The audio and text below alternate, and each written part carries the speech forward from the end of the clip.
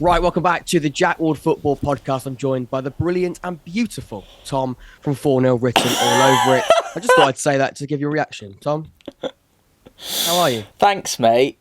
I'd probably describe you as even more brilliant and beautiful than I am. But yes, I'm good, thank you. It's been, gone a couple of days without having to watch a Pompey game. So it's been a pretty good week, actually. Yeah, at the time of recording, viewers, Jack is nail-bitingly close to kick-off for his beloved Oxford United. So we're all really rooting for him tonight because they desperately need to get themselves out of trouble. Yeah, we're in a lot of trouble. And that's why I thought we just record before, less time to think about it. That is my mindset going into this evening. Tom, we should say we're not here to discuss our reflection. We're not trying to get away with recording our April reflection this early. We're here for a different reason. No. That will be coming. But this is a team When are we of the doing that, by the way? special next week, hopefully. Next week or the week after, because we could actually, I think, merge April and the entire season because, you know, we do like to merge here on the Jack Ward Football Podcast. So today is a Team of the Season special. I'm not doing my Team of the Season in this one. That's going to come out in the next couple of days. But I thought there's enough juice, I think, in a chat breaking down the official EFL Team of the Season and getting our reactions to that. That came out on Monday, I believe. It might have been Tuesday. And Tom is going to construct his live, and I'm going to break it down. I think Tom knows it. Inevitably, I'm going to tear it apart. You can tear it apart in the comment section, of course, with a level of respect. I think we should always say as well, Team of the Season, more than ever, and I feel like I said this last year as well, and the year before that. I think that's probably when the podcast started. And when I started doing these Team of the Seasons, I feel as though they get harder to construct every single season because the amount of quality Definitely. and I think the anger of supporters when you don't put your player in there, it's almost like they are offended on their behalf. It's quite funny, actually. It's like they're their agent and they're absolutely gutted you didn't put them in. I do get loyalty towards players, but I think, Tom, would you agree, this is a very, very quite challenging task and it does get more difficult every single year we do it. It's incredibly competitive, and we will say this at points as we go through this. And I've got what I've quite nicely done, and Jack will be pleased about this, is I've got a lot of sort of, what's the word for them? Honorary mentions, should we say. And I've kind of compiled a list, and I've got some, literally there's a couple of positions where you could have had probably 3 or 4, maybe even more than that. So I have included some honorary mentions, and we will say at points during the video, we'll say it now, it's all a matter of opinion. It could have been a completely different 11. There's only 1 or 2 where I think there are non-negotiables in certain positions, and we'll come on to that in a little while. But yes, this is not to cause offence. Please don't go writing an essay in the comments. You're more than welcome to if you want, if you've got the time and inclination. But we won't be there. But we will... we look forward to reading whatever you've got to say, of course, and I can already see that, oh my word, Tom, you haven't mentioned X, or how on earth has Y not got on your team? So we'll do our very best. I'm hoping there's going to be quite a lot of common ground on which we can agree. If there isn't, that's absolutely fine. It's a matter of opinion. And I think there's probably at least one shout where everyone's going to go, oh, of course he's going to put him in. And I think you're probably already thinking of the name in your head as I say that. But yes, very excited, mate. And I can't wait for you to tear me apart. It is not Sean Raggett. I can confirm now, live on the podcast, that it is definitely not Sean Raggett. Okay, well, I'm glad we cleared that up. When we talk about opinions and we talk about things that we could agree on and inevitably won't agree on, the official Team of the Season came out from the AFL. I don't know, Tom, maybe you could answer this. Who votes for this? Who puts this together? Does anyone know? Is it just guys in an office working? I think you can vote. Can you? I think you can vote. You can definitely vote for like manager and player of the season, I'm sure. Right. And I don't know what on earth was happening there, because I think both of those awards should have gone to different players. But there we go, and managers, as me and Jack have discussed. I think... I know it's sponsored by Sky Bet, so I think they might have something to do with it. But at the same time, I think there is the ability to vote. But I mean, we're just going to do this off the bat. And I suppose it's nice because the fact that it is a little bit out there maybe inspires a bit of. I think they might have done that on purpose to kind of get a bit of debate going surrounding what they've done. So yeah, I think it's a strange one, but we're doing it on here now, mate. So no worries whatsoever. Definitely. Let's start with their goalkeeper, and then inevitably, I think it's going to get to a point where we talk about their goalkeeper, and then you talk about your goalkeeper, and we'll see if there is common ground. You speak about common ground. I think that's a really good way of describing it because, like you say, the comments on the Twitter post that they officially released it was wild, especially about, I think, one player in particular, definitely 2. We'll come on to the midfield, I think everyone's going to be speaking about in a minute, and the goalkeeper. They went with Michael Cooper of Plymouth, and look, I want to say straight away, he's a fantastic goalkeeper, and I think if he had have stayed fit, he would have been in my team. He was on top form. He's the goalkeeper, let's say, for the majority of the season that are currently top of the table. Plymouth are having a fantastic year. when it comes to the importance of the saves, Michael Cooper was at the peak of his powers. The reason why I wouldn't have him in mine, and I'm going to be very careful I don't just do mine on here because that is a separate episode. The reason why I think there is disagreement is because he's only played, I think, 29 games. I could be wrong with that number. I think it's about 29 games this season. And the question will be, should a player that hasn't played the entire season or the majority of the season, get into a team of the season, especially when you look at the competitivity. I've used that word again on this episode with you. I know it's not a word, but I've got... You made that up last time, didn't you? The competitiveness, the amount of quality... Competitiveness. That's the word. It's not like I'm doing a journalism degree. In the goalkeeper position, James Trafford is definitely a candidate. And of course, Walton of Ipswich as well. But Tom, who have you gone with? There's a lot of argument around the goalkeeper. Do you agree that Cooper probably shouldn't be in there based on the fact he hasn't played all of the games, especially compared to the other two goalkeepers in with a shout? I wouldn't solely base it off the fact that he hasn't played. I would also say the argument for the quality of keepers elsewhere in League One has to be made as well. Yeah. You said he's a contender. I'm going to go for James Trafford. He's been pretty much every other game he's kept a clean sheet. 21 clean sheets out of 43 in League One this season. It's pretty good going for a 20-year-old keeper. I also like the fact that he's representing England at youth level as well. I think that's really kind of niche and nice to have and is unusual at League One.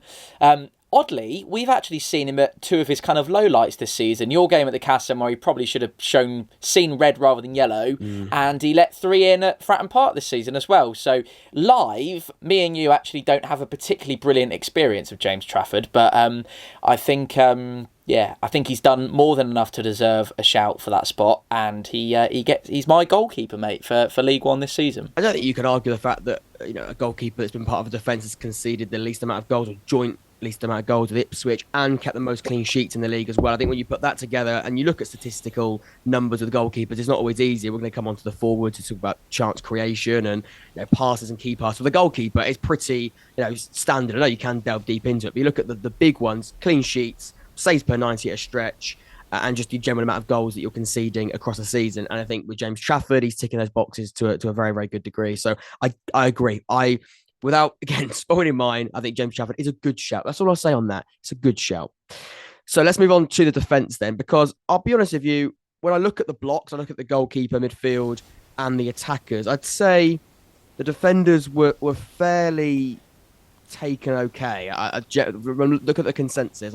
There wasn't many howlers. Not many people went, the defence is completely wrong. Let's go from... Other than the spelling of a certain Anderson, and the positions. By the way. I don't know what's going on there. They've got a left-back, a centre-back, and a centre-back at left-back. Not quite sure how they've gone about that. Let's go to left-back. They've gone with Santos. I think they mean Leif Davis. Let's just pretend they've got Santos and Leif Davis the right way around. Leif Davis at left-back. Who have you gone with? You've actually gone with a formation change than what they've gone with. That is important to say. So let's go your left wing-back, their left-back. At this point, I should say I've gone 3-5-1-3, basically, just so there's no kind of doubting. What do you want me to go for first? Do you want to go centre backs or right wing back? Let's go left wing back. Let's go left to right, and let's take the chunk out of the left hand side.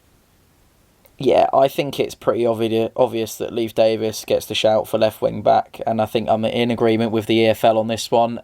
He's the best in his position by far, and he's got the joint most assists in League One as well. 12 from left wing back, Jack, is absolutely ridiculous in 40 games. He's created the most chances in League One this season at 124 chances, 3.4 per 90, so almost 3.5 chances each game. 7.7 according to our friends at FOTMob in terms of rating on average as well. I just think he's been ridiculously good. Second highest expected assists in League One for him as well, which is ridiculously good, 9.8. He's only 23 as well, Leif Davis, Jack, which I think, you say all that, given his price tag, I think you're probably expecting him to be as good as he has been. You would expect him to be outrageously good, but take nothing away from the season he's had at Ipswich, and I think Sky, EFL, Sky Bet, whoever decides this, have got it pretty spot on with Leif Davis. Yeah, the numbers are ridiculous. Sometimes fullbacks in League One and the lower leagues of football their main responsibility isn't actually to go forward and have the type of numbers. And we've sort of spoken quite a lot with Ipswich in recent weeks in the roundups, and we've looked at average positions. Davis is so high up, it is a joke. He is playing almost as, I think it was against Port Vale in the game recently. They just about won that one. 2 goals from Broadhead in the end were the reason why they got over the line. Hambo! Yeah, there we go. Hambo! He couldn't help himself. But in that game, Leif Davis was the most advanced player in that team.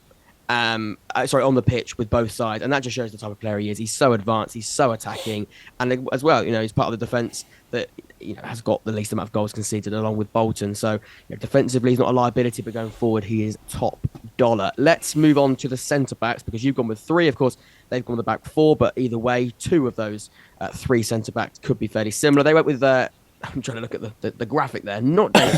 Anderson and Santos, of course, Barnsley captain and the Bolton captain. Tom, who have you gone with? Are those 2 in there? Of course, you've got a third centre back as well. The 2 are in there, and the third one is Erin Cashin of Derby County. So I can go through each of them individually if you want. There was an unbelievable moment for Ricardo Santos at Bolton this season, where he scored 3 goals in the space of 2 games when they had those back-to-back 5-0 wins, which I think is definitely a highlight for him. He's just been Mr. Dependable for Bolton this season, Santos. He's been there for longer than just this season, but I think he's been excellent. Mads Anderson, he's literally... every time he's there to deal with the ball. If there are ever any sort of questions in terms of defensive for Barnsley at the back, I think he's the best centre-back in the division. Colby Bishop, even though he scored at Oakwell, was in his pocket all evening when we were there on the Tuesday night a couple of months ago. His highlight of the season, I'm sure Barnsley fans will back me up on this, but the goal against the performance, and then topped off with the goal against Plymouth at Oakwell as well this season, was definitely a moment for him to really cherish and hold close to his heart, especially because it's an all centre-backs goal, isn't it? Bobby Thomas sets it up, and then Anderson nods it in, or don't say nods it in because I don't know if he scored with his head or his foot, but Anderson's the one to get it over the line. Cash in, I mean, this lad is literally clear of any centre-back in the division, I think. County fans know, and they will absolutely love him because he's a Derby boy, and he's Irish, but he's come through the Derby Academy. Local boy progressing through the ranks is always something that fans of teams love to see. I know we like it at Pompey, so I'm sure they absolutely love it at Derby. He's also the highest rated centre-back according to our friends at FotMob as well, so there's that. On top of all that, I keep picking young players out, Chaplin. He's only 21. And he's got an unbelievable future ahead of him. And he will be, sadly, sorry to say, Derby fans, I think he'll be in the Championship with or without you next season. I'm sure they'd like it to be with him, but I think there's a very good chance that he will be Championship quality, if not even higher. That same goes for Leif Davis as well, to be fair, for the upcoming season. What do you reckon? Yeah, and that's a really good back 3. Without revealing yours, by the way. It's very, very well balanced. I think Cashin has had a really good campaign, and you can see why there was arguments about him not being in there. But then if they're playing a 4-3-3, and of course you've changed formation, so you have, I'm trying to remember your team, you've taken away the wide players, if you like, in that. So they've had to crowbar different areas in. And would you have him over at Santos and Anderson? It's so difficult. I think Santos and Anderson have been fantastic, but Anderson, I think it's 17 clean sheets for Barnsley this season. You've got to have him in there, like you say. Santos as well, having the captain and the main central defender in a side that have, like I keep saying, considered the least amount of goals. It's quite difficult to look past those 2. But I think, Tom, you've worked away around that fantastically, and you've got those 3 in there. So congratulations to yourself. Let's go to right wing back, because I think we're going to have another agreement here for you. They went with Bannan Mumba of Plymouth. I believe you've gone with the player on loan from Norwich City as well. 6 goals and 7 assists from right wing back this season is absolutely sensational. He was obviously, as you just said, he's their choice in the team as well. You could have had plenty that are very easily slotted into there too. Liam Palmer comes to mind automatically. There's probably plenty in that right wing back role. Bradley. Thinking Conor Bradley. Yeah, Conor Bradley as well at Bolton is a great shout. Joe Ward, 9 assists and 6 goals from that position for Posh this season. Just over 2 chances per 90 for him. Obviously, he's naturally more of an attacking player, but of course, those numbers are still incredible.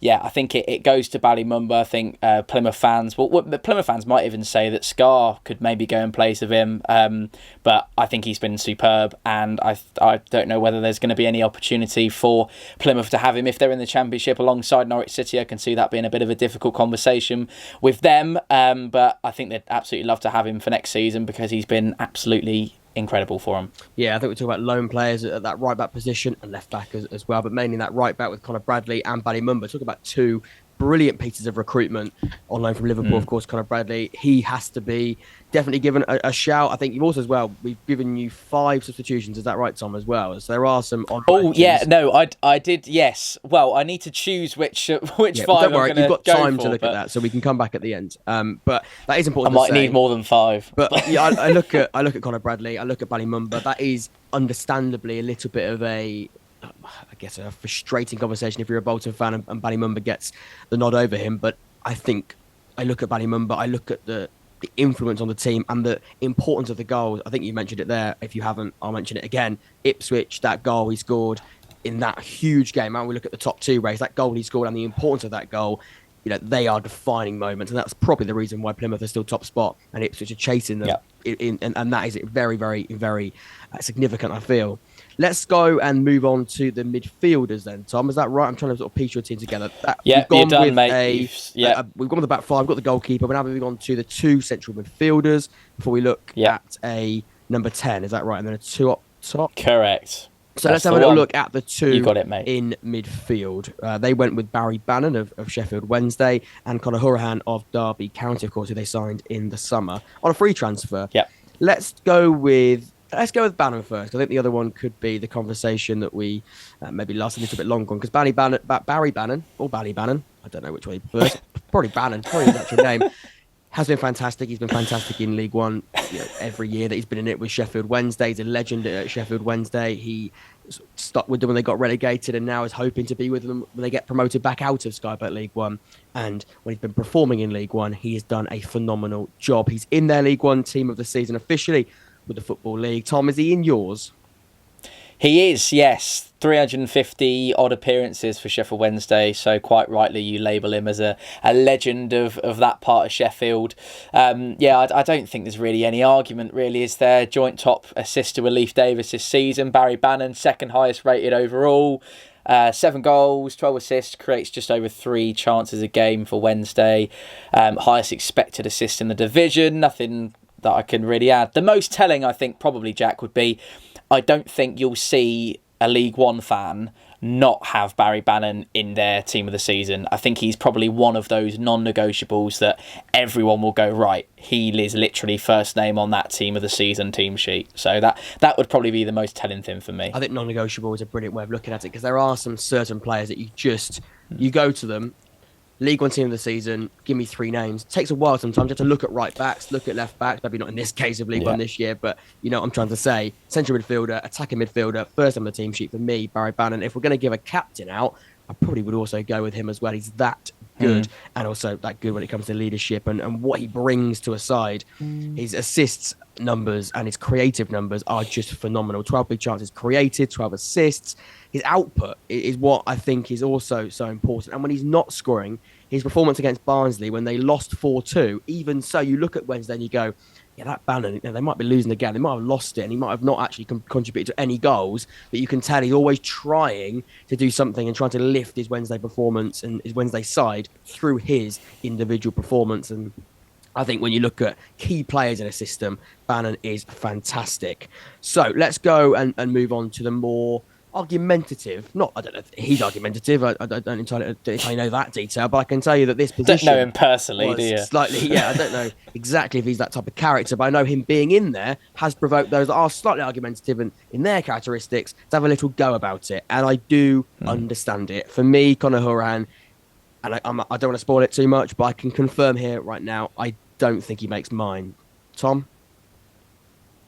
I don't think he makes mine either, to be honest with you, and that is no disrespect to him whatsoever.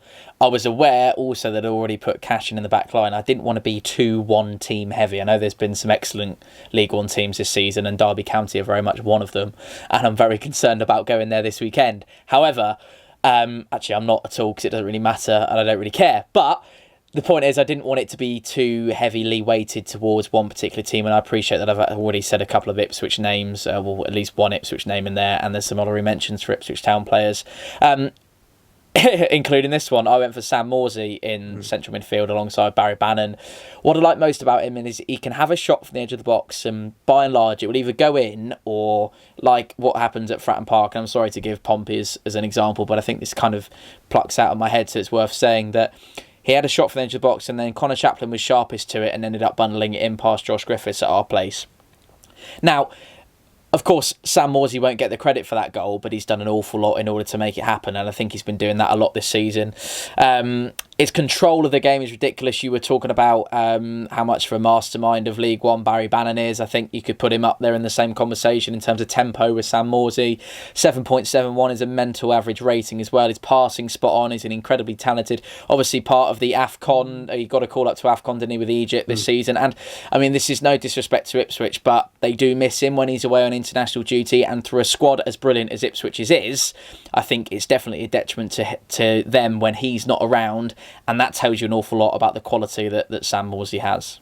He's a great player. And also, I look at Conor Hourihane and that discussion. If you actually look at his numbers and you look at what he's done, they are really good. The question is a little bit of consistency or lack of consistency this season. That is the frustration, because you look at his baseline numbers, you look at baseline contributions, he has been very, very good. And I tell you what, I think we would both slap our hands off to have someone like Conor Hourihane in our team. Oh, massively. And that is also important to say as well, just because... And similar to what I said at the start, just because players don't get into our team of the season doesn't mean we don't rate them. It just means there's probably better options out there. Luca Conor at Barnsley is really unlucky not to be in there. I think he's been absolutely brilliant this season. And he's actually a weird example where his numbers aren't mind-blowing. I think he's got 17 chances created, which is pretty impressive, and some really good goal and assist numbers. But you look at players that are missing out, they're so unfortunate. And if this was 2-3 seasons ago, they'd be the first name on the team sheet. They're just unlucky they're competing with Barry Bannan, Luca Conor, Sam Morsey, etc., because they definitely would get in there. They are absolutely top-class players that bring so much to a side, and in this case, especially in that midfield. Let's move on then to the attacking midfielder in your system. They've gone with an attacking midfielder of a striker. They went with Clark Harris. Of course, he's naturally number 9. A shadow striker, I think, is probably what they're going with there, which is absolutely fine. I think I can accept that. Who have you gone with? It's still very strange how they've set it up, though. I probably would bizarre. go swapping Windass for Clark Harris. Windass has played more in that sort of number 10 deeper role than Clark Harris has. For me, Clark Harris is as number 9 as you're going to get. So, yeah. There we go. Anyway, number 10, creative. Who have you actually gone with? So I've forgotten who you've gone with. You haven't gone with a striker, have you? I think you actually have gone with a midfielder. I've gone with the little man, Conor Chaplin, and I think he kind of goes down as an attacking midfielder, but there's the argument for the strike. I don't know. It'd probably be attacking midfielder is the superior judgment to make. Wide right attacking midfielder that sometimes just sits up front because he's got that ability. He is everywhere, though, isn't he? And maybe that's one of his qualities, isn't it? 100%. Yeah, I mean, it's he reminds me a little bit, and I don't want to try and compare two players here because one of them's incredibly superior to the other, with no disrespect to the other one, but when Forest Green came to Fratton Park and Charlie Savage was playing, he was denoted as being up front, right? But he was literally all over the pitch all game. He was dropping into centre back. He was one of their furthest men back towards their own goal at one point, and then he was up top. He just kind of was everywhere. And I think Conor Chaplin's another one of those players where obviously he's not dropping back into centre back, but he is literally everywhere you look. And I think that's one of his incredible qualities. And we mentioned about non-negotiables and names that just go straight down on there. I think there are two in this team. One of them's Barry Bannan and the other one's Conor Chaplin. I haven't actually seen... Well, I've seen a couple, but very few teams of the season this season that don't have Conor in. That's not just to do with his numbers. I think that's to do with his all-round performance in terms of being a footballer on the pitch and doing all the... He's such a fantastic professional, Conor Chaplin, and it was the single worst decision made by Kenny Jackett and Portsmouth Football Club all them years ago to let him go, and I will hold that against him forever and ever, because I obviously probably wouldn't have stayed with us until this point, but I think he could have been fantastic for us and really influential in some of the seasons where we maybe should have made a bit more of a beeline for the Championship. Anyway, it's not about Pompey, so we won't talk about Pompey. Yeah, third highest goals per 90 this season. Conor, arguably the best season of his career so far. You look at his spells at Barnsley, Coventry and Pompey, and I think he's playing his best football at Ipswich right now. For me, he's actually, Jack, and I'm probably going to look at your face for your reaction to this, but I think he's the best player in League One right now, Conor Chaplin. I don't think there's really any argument. Yeah, I think at this moment in time, I don't think there's anyone you could really argue is better than him. He can't stop scoring, and he's probably going to take Ipswich to the Championship. So I'm going for Pompey boy Conor Chaplin, mate. Yeah, I think he's such a brilliant player, and we talk about players that are non-negotiables. Tom, I'll get your face on this as well. We look at I know we're not looking at player of the seasons. That's for our awards that we'll do in a couple of weeks' time. But he wasn't even nominated for the EFL team of the player of the season, which is just crazy. And that's not taken away from the fact that the players that did. Barry Bannan deserved to be in there. I think Aaron Collins had a brilliant season for Rovers. Of course, he won it. And then it was Clark Harris of Peterborough. But we spoke about non-negotiables, and a non-negotiable is a player that, in your eyes, and look, you don't, I think even you'll agree, you're not gospel for everybody, but, I think Chaplin, in my eyes and for a lot of people, has been fantastic. 23 goals from not an out-and-out striker is incredible. And no penalties as well. Exactly. He's not designated penalty taker. He doesn't have that ability to score. He probably does, but he doesn't have that ability to score in the system he plays. He's all, on his own work outfield. And to not be nominated, I think, is absolutely criminal. He had to be in there and he wasn't. And I think if I'd go so far to say, similar to you, it'd be him and Bannan for me. In my eyes, it'd be him and Bannan. I know we shouldn't be sort of attacking minded and defenders should get a shout, but in their nominated, they didn't pick any defenders, so stuff them. Right, let's go to the next position. We touched about your number 10. We went with Conor Chaplin. You got a 2-striker formation. I have. They went with Clark Harris, we mentioned there. Aaron Collins, of course, won the Player of the Season, and Windass. Now, I don't want to touch on Windass briefly, because Windass is in there, is he? He is in there. He's there number 9. I look. Are you sure? He is in there. Yes, presenting the Sky Bet League One Team of the Season. I believe Windass is their number 9. Yeah, it is. It was over McGoldrick is the discussion that did not go down very well. Oh yeah, of course he is. Now, sorry. with Windass, edit that out. I think with Windass, he's a fantastic player, and he has had injury problems. And I think if Windass had been in this team, along with Byers, actually, in the Sheffield Wednesday team, I should say, they've been in a much different position. They have been affected by injuries. I know this is not talking about Wednesday's sort of recent disappointment in falling down and tumbling down the League One places from a really healthy position they're in. But when you look at that healthy position, it was when Windass and Byers were part of it. And there's discussions to be that Byers should actually be in this team of the season anyway. He's definitely a candidate. But with Windass, I think he has been great. It's just, again, it's similar to Michael Cooper in the fact that players have played more games of football, and you probably have to prioritise those that have had more opportunities to show it. And that probably is the reason why he's not in quite a few people's team of the seasons. But Tom, your strikers, you've gone with 2. Of course, they went with 1. But even so, who have you gone with? I'll start with a less controversial one first, and then I'll give a list of names for strikers that it could have been, and then I'll give the controversial one. Quite plain and simple, really. Clark Harris, league's top goal scorer at the time of recording, of course. He's the most profitable number 9 in the league. He's been excellent for Peterborough this season.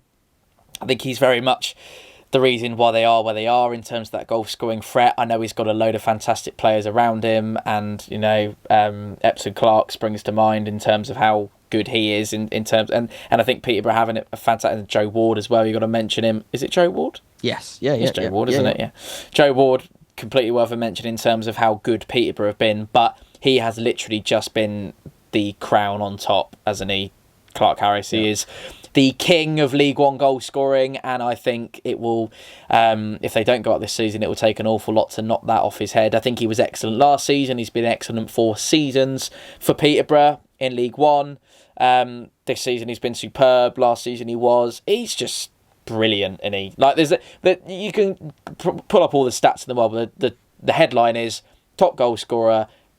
There is no more. That is it. That's where you stop reading, because he is quite simply sensational. He's a serial goal scorer. He's absolutely terrifying to defenders up and down League One, and he has been this season. Very few have been able to cope with him, and I think he's in for another fantastic season next year. Yeah, I think with Clark Harris, you're spot on. You look at strikers and you're picking a team this season, top goal scorer of that league. If you do a team this season for that league, he's got to be in there. Again, he's got to almost, Tom, we've used this word a lot, or 2 words a lot. He's almost a non-negotiable in my eyes. Is he a non-negotiable? Oh, is he a non-negotiable? If you're looking at, you've got to have a striker in there. When you're doing a League One team of the season, you've got to look at your top goal scorer. I think Clark Harris, with 22 goals, could be more actually. I could be wrong, but with 22, I think. I know McGoldrick, who definitely is a discussion, and this is sort of where we'll come to you, because I know your controversial take, and I think it's a bit of a battle between McGoldrick and the player. Come on, don't tee it up as a controversial take. Tom's controversial take. I can see it already in the title. It's definitely not. If I did a poll, I'm pretty comfortable in saying yes, yours wouldn't win. But Tom, we speak off camera, and you've actually given me a couple of decent reasons why. And your last one, without spoiling it, is the one that I think might, convince a couple of people that feathers. Yeah, in terms of reasons, yeah, sure. In terms of reasons, I think it would convince people. McGoldrick's a shout. Windass, obviously, we just mentioned, is a shout as well. McGoldrick's been fantastic. I think 2 hat-tricks or 3 hat-tricks across the season, 22 goals, 10 assists, I believe, actually. He's one of those that have been really, really knocking on the door when it comes to... I could be wrong. I'm going to check that right now. Yeah, check it. But I don't think it is. It might be 5. It might be 5. I was going to say, I'm going to put him straight in my team if it's 10 assists. It's 5, but it's 10 chances created. Okay. Right. I think you look at the strikers, the other strikers that definitely could have been in there with them. I know they went with a 2-striker formation, and so have you done. But McGoldrick, Windass definitely in there. McGoldrick this season, I think it's 3 hat-tricks, 22 goals, 5 assists, 10 big chances created. You look at his output in front of goal, that's what he's there to do. That's your job, in the words of Roy Keane. But you also look at the output and the assist and that level of contribution. I think that's what he's there to do, isn't it? It's to score goals. It's his job. So, Tom, who have you gone with? Your striker. Before I announce him, I completely understand why it could and maybe should be David McGoldrick. I also completely get those people out there that are currently screaming the likes of Dion Charles, Alfie May, Devante Cole, James Norwood, Josh Windass, Lee Gregory. You could keep going on and on and on. Matty Taylor, Ryan Hardy. Ryan Hardy. Give Ryan Hardy some bloody credit, man. You could even look at like Blackett Taylor, for example, and even to appease our good friend Jake Benhouse is up there for a shout for this. We've got some good strikers. Unfortunately, Oxford have got no good strikers. I don't think we've actually got a striker at the football club. It's a shame if we had just someone there. We had actually one of the most clinical League One strikers, I'd say, of the last couple of years, is actually still on our books, but he's on loan. It's a fellow League One club. That's not the time to rant about that. Who is it? But Tom, Mike Taylor, I think he's been scoring loads. Mike Taylor's been scoring goals. Okay. He's scoring loads of goals across League One. But anyway, he's not in this one for obvious reasons. Tom, you haven't gone with McGoldrick. You haven't gone with Alfie May. You haven't gone with those. You've gone with... Who have you gone with? I've gone for my mate Colby, mate. A load of people are just going, of course he has, back at home. But I think I have valuable? What's the word for it, Jack? Come on, help me out. I think I have good reason. Good reason, yeah. I have good reason, yeah. Sniffing down the neck. Yeah, I think I've got a couple of points that I think you will probably sit there and go, oh, okay, fair enough. So hear me out, right? There we go. Of course, it could have gone to so many, and we spoke about our good friend Jake's beloved Ben House. We've spoken about Dion Charles, and obviously the main headline is McGoldrick, just because of his numbers are superior to Colby. And I think probably, if we're all honest with ourselves, maybe 3 weeks ago, I think Colby Bishop would have been in a lot more people's teams of the seasons than he has been.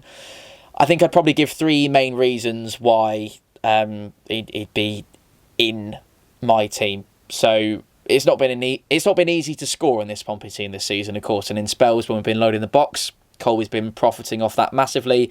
Unfortunately, that's been very hit and miss with us, and as a consequence, he could have had so many more. He missed a penalty against Port Vale. He also skied one over the crossbar at Sinsel Bank, and Jake was laughing at me for when that happened.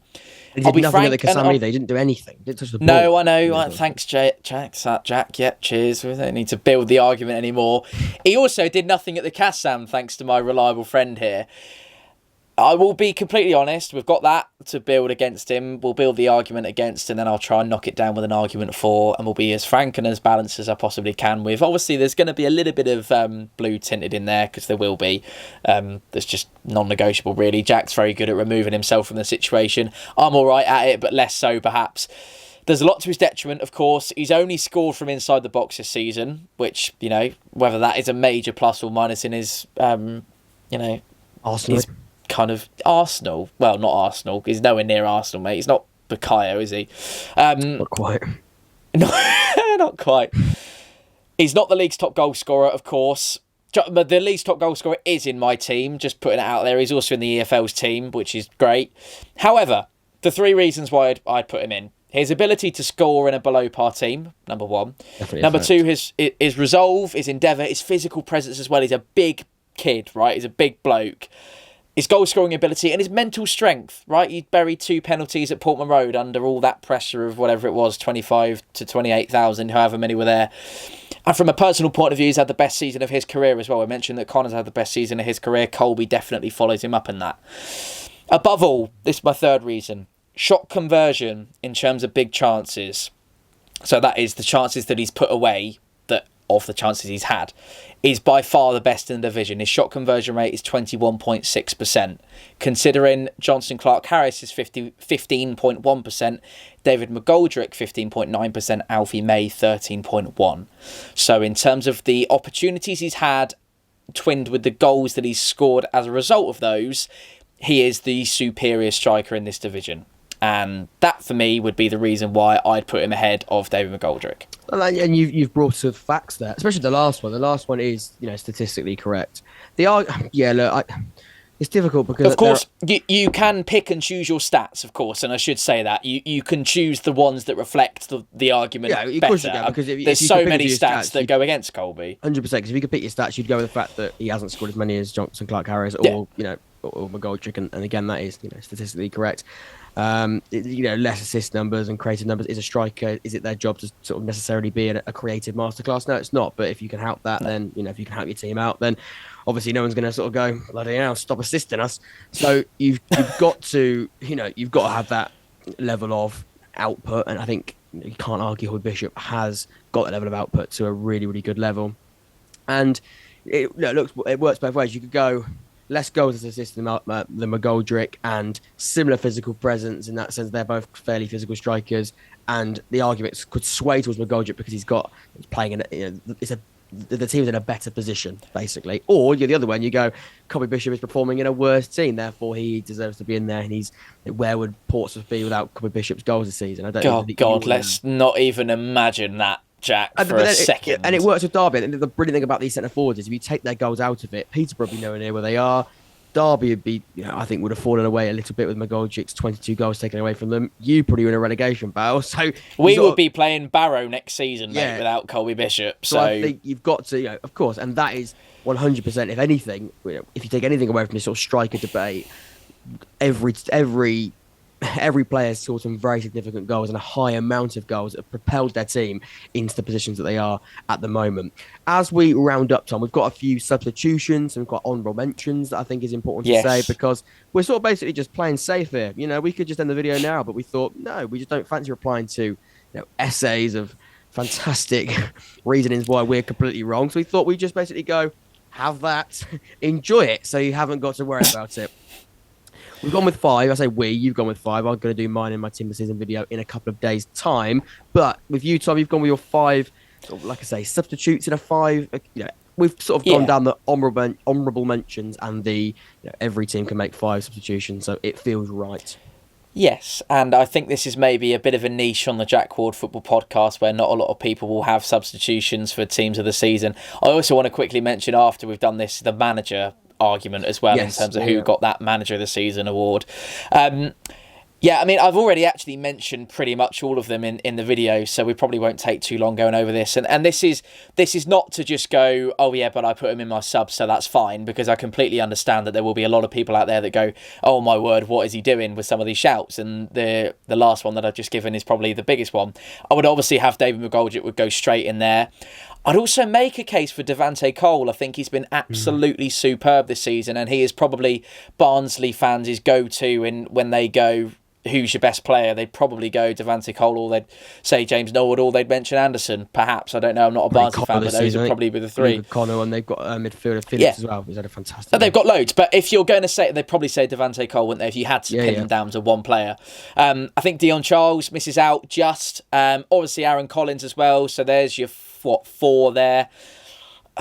And then I'd probably go between Josh Windass, Lee Gregory and Sam Nombe for that final spot. So I am fully aware. I'm sat here going, yes, it's so difficult because there have been so many great performing players in League One this season. It has probably been, I've watched going into my 7th season of League One now, so I've seen a lot of fantastic talent in this division.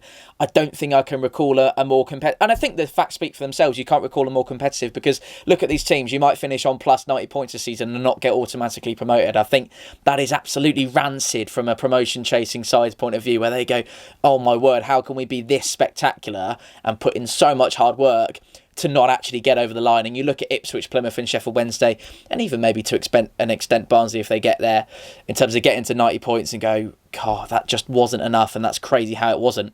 The other end of the spectrum, of course, is it's been less of a competition to get into those final playoff spots this season, and I know that we are 6 points light of where we were at the time recording of where we were this point last season. So, you know, that kind of that sub-playoff little gang that want to be in the playoffs but aren't, and we sadly consider ourselves in that for the third season in a row now, it's less competitive to get into those playoffs, slightly less, only by a couple of points, but it is slightly less competitive this season. So that's what I would say to those. And I think obviously Alfie May as well is another one. And we've mentioned Ben House already, but he would be my last one to go. Much like the argument of Colby, in an underperforming side, he's provided the goods on so many occasions this season. So I think he definitely deserves an honourable mention. Any other substitutes, Jack, that I might have missed? I know we've got to wait until your video in a couple of weeks, but no, I suppose you're in the nice position where you can look at the reaction to this and go, I've got mine. Let's mention all the ones that Tom didn't mention. I could do that. I'm just sort of desperately thinking, because I hate doing it. We're similar with the roundups that we do and the reflections we do at the end of the month. It's always something we've always spoken about something, and then there's that one comment where it's like, you need to speak about this. I'm like, how did we forget Luke Lee? Yeah, Luke Lee's done really well. I'm just trying to literally think off the top of my head. Sorry, anyone who we Lewis haven't Wing mentioned. at Wycombe's had a really good season, actually. Scullen at Wycombe. Yes, Matt, the Wycombe keeper as well. Yeah, the one we can't pronounce his name, yeah. The one we can't pronounce, yeah. Max. Sorry, Wycombe It's Max fans. with a brilliant second name, yeah. Yeah. There are some really good players. Brannigan, I just wish I could put him in there. But Oh, come on! No, he's not in there. No. He's not in there. He's been our best player, but I think I'd be our bloody best player at this point. So let's not go over to top be fair, he was excellent a couple of weeks ago. Actually, only 10 assists, which isn't very good. Sorry, 10 goal contributions. Yeah, that's not horrendous, is it? It's not horrendous, but I think I definitely cannot make an argument for him to be in there over the likes of what he mentioned, Horahan. Are you going to be doing Are you going to do an each team's best player this season video by any chance? Probably, but Tom, you saw the schedule, and this is a brilliant segue. You saw the schedule. The people, if you haven't seen the schedule, follow the Instagram at the Jack Wood Football Podcast and Twitter. And we're also on the road to 5,000 subscribers. We're 50 away now. So we're so close. Bad time to plug the subs, mate, because no one's watching now. It is bad, but either way, it is just 3 people that are still watching right now. We're so close, and Tommy mentioned the video idea there. We've probably got about, I think I've counted, we've probably got 15 videos. There's a lot going on, now, isn't there? At the end of the season. Now, the season ends in about 2 weeks' time. There's so much, a really, really exciting project that is so close to officially being released, and it's one that means quite a lot to me, but it's different to what you sort of see on the channel. It's still football, but there is a sort of a level of difference there that Tom knows what I'm talking about. I don't want to sort of be that classic I'll tell you later, and you'll find out later, but don't spoil it. It is something that I really like working on, and it takes a little bit of time, but it will be out eventually, along with lots of other stuff as well, as we head into the playoff campaign that will be exciting as well. But that is Tom's team of the season. Just one more thing. Michael Duff has been absolutely shafted with the manager of the season shout, by the way. And I know Stephen Schumacher's fantastic, as is Kieran McKenna, and they've been absolutely brilliant. Who was the third one that they nominated? Was it Darren Moore, by any chance? Yes, Darren Moore, Stephen Schumacher. And I think ultimately you look at that and you think, yeah, the top 3 managers in the league deserve it, don't they? Yeah, absolutely they do. And I think if they were nominating 4, Conor Chaplin would have got in the player of the season shout, as would probably Michael Duff. However, he didn't, and I think from the position he was in, having come off a great season with Cheltenham, at school when you get like, oh, you're most improved or whatever, and it's always a really rubbish kind of reward. Nobody wants that. No, did you ever get most improved, Jack? I think I did, but it wasn't at school. It was football, actually playing football, which says quite a lot about it. And I don't ever expose my lack of footballing ability on here because I feel that might hinder the legitimacy of the what I'm telling people about football. But let's just have a very, very average footballer, and I think there was a time when I was younger than I am now that did sort of embarrassingly win that award. No, because we were talking about managers, weren't we? Oh, yeah, that was it. Michael Duff would then be most improved, which I think is a little bit disrespectful to him, to be honest, because the way you can kind of see the story working with Barnsley, the way in which the players have sort of bought into his idea over the course of the season, I think has been spectacular. And what he's done with the group of players that he's got, the budget he's on, etc., etc., I think it's amazing. So Michael Duff would probably be my manager of the season, although I can completely see why it's been the other three that were nominated. I can completely see why Steven Schumacher's won it, and I can completely see why Ipswich and Sheffield Wednesday fans will be up in arms that their manager hasn't won it, but that's always going to be the case, isn't it? Anyway, that's me done. I'll shut up now. Jack's going to end the video, and thank you for listening to my team this season. And be nice in the comments, please, because I try my best to be as all over it as possible. And also, I would not be allowed back at Fratton Park if I didn't put Colby Bishop in the team of the season. So there you go. Just remember that when you type your horrible comment in a minute. Yeah, take care, everybody. And yeah, we'll be back in a couple of weeks' time. Probably we're recording. And subscribe. Please do subscribe. We're back for our April/end of season finale, which we're really excited about. The planning is underway. I say you get your teeth because I know I'm lying. We haven't actually looked at it yet, but we'll pretend like we have, and we'll look at it. Don't worry. We'll have a running order by probably next week, and I will see you all very, very soon. Take care.